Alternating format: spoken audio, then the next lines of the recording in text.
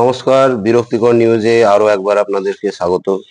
আজকে আমরা news cover করব বলে চলে এসেছি স্টেশন চত্বরে। এখানে অনেক লোক থাকে যারা সমাজের বিভিন্ন শ্রেণীর মানুষ যারা এখনো পরিশ্রম করে যাচ্ছে। একজন বয়স্ক মানুষকে আমি দেখে গেছি আগের দিন। এখনো তাদের পুত্র সন্তানেরা তাদেরকে ঠিকঠাকভাবে খেতে দেয় না। সেজন্য এই বয়সেও 65 ঊর্ধ্ব বয়স্ক লোক এখনো খেটে যাচ্ছে, কাজ করে যাচ্ছে। ভাবছি তাদেরকে নিয়ে কিছু একটা নিউজ কভারেজ করব। তো আমার সঙ্গে আছে আমার ক্যামেরাম্যান বাবাই, আমার বন্ধু। তো বাবাই বলে উঠলো, এই দেখ এখানে দুজন ভিক্ষা করছে, চল এদেরকে নিয়ে কিছু করি।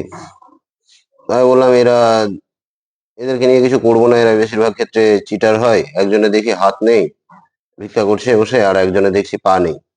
আমি বললাম, এরা বসে বসে যে ভিক্ষা করছে, তো এরা তো খেটেও খেতে পারে।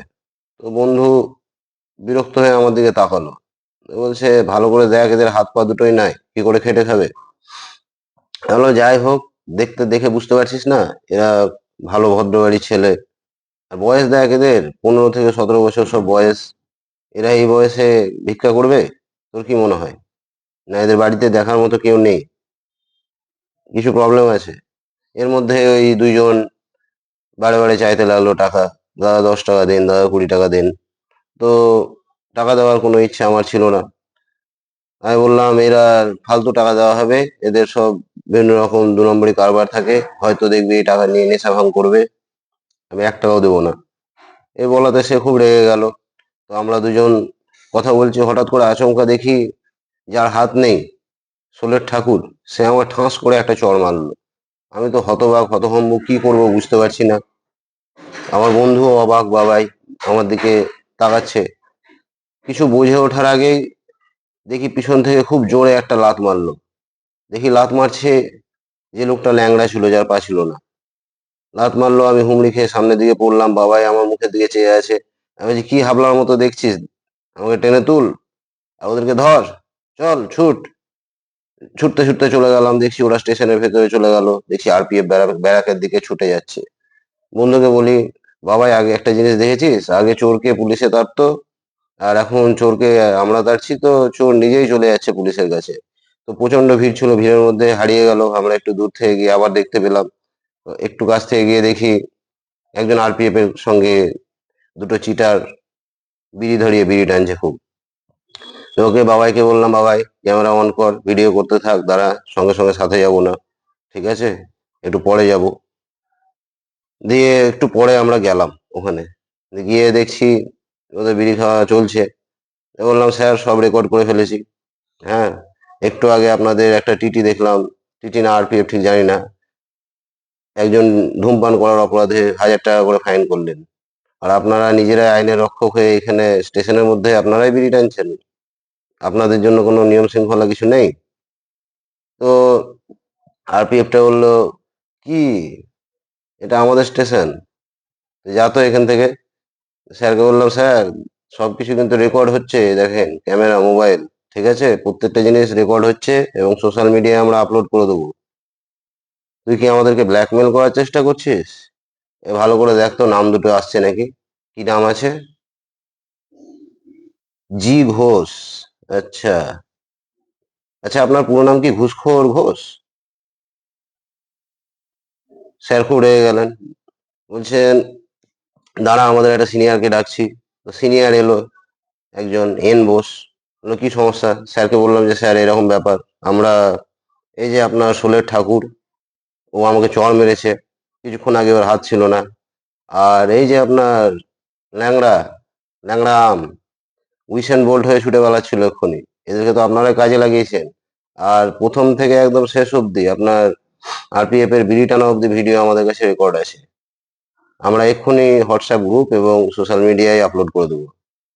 তো কি বলতে চাইছেন বলেন?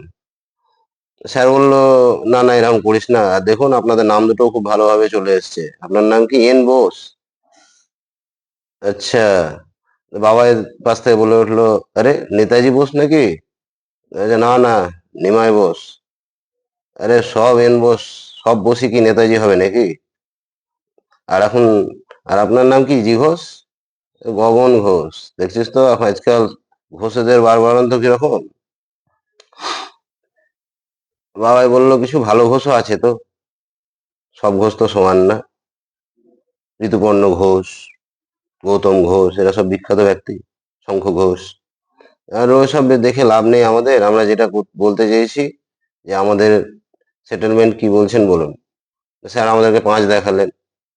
আমরা বললাম মাত্র 5,000 টাকায় আমরা দুজন বিক্রি হব না।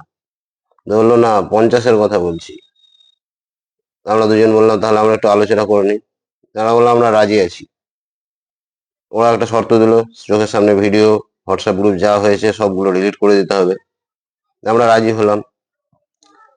যাই হোক, আমি গিয়ে বললাম, জি ঘোষ জাগে ছিল, কি বিড়ি টানছেন, যা বাবাই স্যারের জন্য 1 প্যাকেট সিগারেট নিয়ে আয়। হ্যাঁ যাই, তো স্যারের জন্য 1 প্যাকেট সিগারেট নিয়ে আয়। তো অত্যন্ত রেগে গেলেন গগন ঘোষ। বললেন দেখছেন স্যার, আমাদের পয়সায় আমাদেরকে সিগারেট খাওয়াবে বলছে। স্যার বললো একটু চুপে যা, দেখছি তবে ব্যাপারটা। বললাম যাই হোক, কিছু করার নেই, কি করবেন বলেন। ওরা টাকাটা সেন্ড করে দিলো, আমাদেরকে ট্রান্সফার করে দিলো। তার মধ্যে বাবাই বলে উঠলো যে ভাই টাকা তো চলে এলো, ফোনে রিচার্জটাও করিনি, রিচার্জটা ছিল না আমার, রিচার্জ শেষ হয়ে গেছিল। এ ঘোষ আর এন বোস দুজনেই আমাদের দিকে তাকিয়ে আছে কটমট করে। আমি সঙ্গে সঙ্গে বললাম ওর রিচার্জ নেই তো কি হয়েছে, আমার তো রিচার্জ আছে,